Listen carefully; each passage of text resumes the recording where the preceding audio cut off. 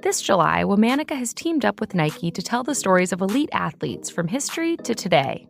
We're celebrating the women who performed physical and mental feats in sports. We're talking about athletes. For stories of women who overcame societal barriers, personal struggles, and fierce competition to pursue their dreams of glory. Listen to Womanica all month long, wherever you get your podcasts.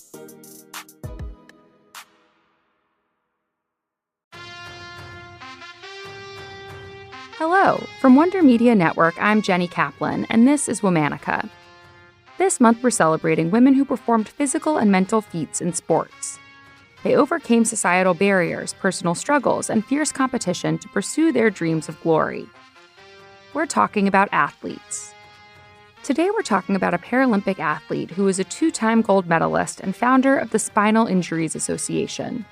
She served for more than half a century in the House of Lords, advocating for disability rights.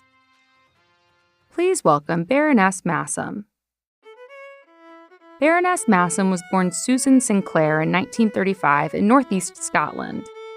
Her father was a baronet, a hereditary title awarded by the British Crown. It was later passed on to Susan. From an early age, Susan was a very active kid. She was an avid horse rider and table tennis player. But in 1958, she suffered an accident that shifted her athletic journey. Susan was competing in Wiltshire, England, when her horse fell and rolled over her. Then, another horse kicked her stomach and caused a severe hemorrhage. At 22 years old, Susan became paralyzed from the chest down. Though this posed a new challenge, Susan was determined to keep on playing sports. To do this, she helped design an adaptable saddle that would let her horseback ride again. She continued playing table tennis and took on another sport, swimming, to help with her circulatory system. A year after her accident, Susan married her fiancé, Lord Masham. At the same time, her athletic career in swimming and table tennis started taking off. In 1960, Baroness Masham qualified for the Paralympic Games. That autumn, she made the trip to Rome alongside more than 400 competitors. But when they arrived at the Olympic Village, they saw it was built on stilts. The village was inaccessible to wheelchair users, so the Italian army had to be called to the premises to help. At the Games, Baroness Masham represented Great Britain and split her time between swimming and table tennis events. She won the gold medal in the 25-meter breaststroke and a silver in the backstroke. Over at the ping-pong table, she secured the bronze in women's doubles. One night, while still in Rome, Susan joined her friends for dinner by the Trevi Fountain. She brought her gold medal and put it on the side of her wheelchair while she dined. By the end of the night, the medal had gone missing. Susan speculated that it might have simply fallen off of her chair. But the Italian press spun the story and said she threw it in the fountain. 4 years later, Baroness Masham was back competing in the 1964 Tokyo Olympic Games. In table tennis, she secured the gold medal for women's doubles and a silver for singles. She also won 3 silver medals in separate swimming events. In 1968, she returned to the Games one last time and won 2 more medals, closing her Paralympic career with a total of 10 medals. In 1974, less than a decade after her last Games, Baroness Masham founded the Spinal Injuries Association, an organization that advocates for people with spinal cord injuries. She also opened a sign-making factory that employs people with disabilities. The UK Prime Minister noticed her work in advocacy and suggested Baroness Masham join the House of Lords. She served in the House for 53 years as an independent member, the longest of any female peer. In 2023, Baroness Masham died. She was 87 years old. All month, we're talking about athletes. For more information, find us on Facebook and Instagram at Womanica Podcast.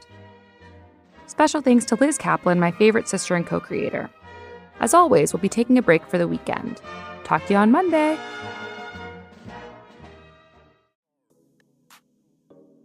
This July, Womanica has teamed up with Nike to tell the stories of elite athletes from history to today.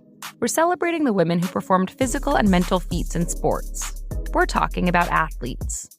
For stories of women who overcame societal barriers, personal struggles, and fierce competition to pursue their dreams of glory. listen to Womanica all month long, wherever you get your podcasts.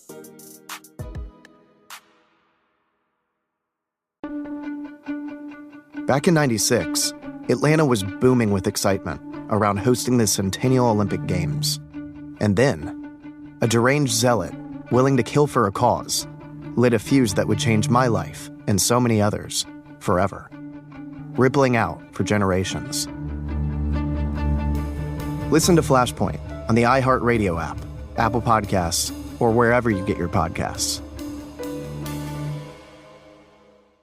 Hi, I'm Ashley Flowers, creator and host of the #1 true crime podcast, Crime Junkie. Every Monday, me and my best friend Britt break down a new case, but not in the way you've heard before, and not the cases you've heard before. You'll hear stories on Crime Junkie that haven't been told anywhere else. I'll tell you what you can do to help victims and their families get justice. Join us for new episodes of Crime Junkie every Monday, already waiting for you by searching for Crime Junkie wherever you listen to podcasts. Hi, I'm Katie Lowe's. And I'm Guillermo Diaz. And we're the hosts of Unpacking the Toolbox, the Scandal Rewatch podcast where we're talking about all the best moments of the show. Mesmerizing. But also, we get to hang out with all of our old Scandal friends like Bellamy Young, Scott Foley, Tony Goldwyn, Debbie Allen, Kerry Washington. Well, suit up, gladiators. Grab your big old glass of wine and prepare yourselves for even more behind-the-scenes stories with Unpacking the Toolbox. Listen to Unpacking the Toolbox on the iHeartRadio app, Apple Podcasts, or wherever you get your podcasts.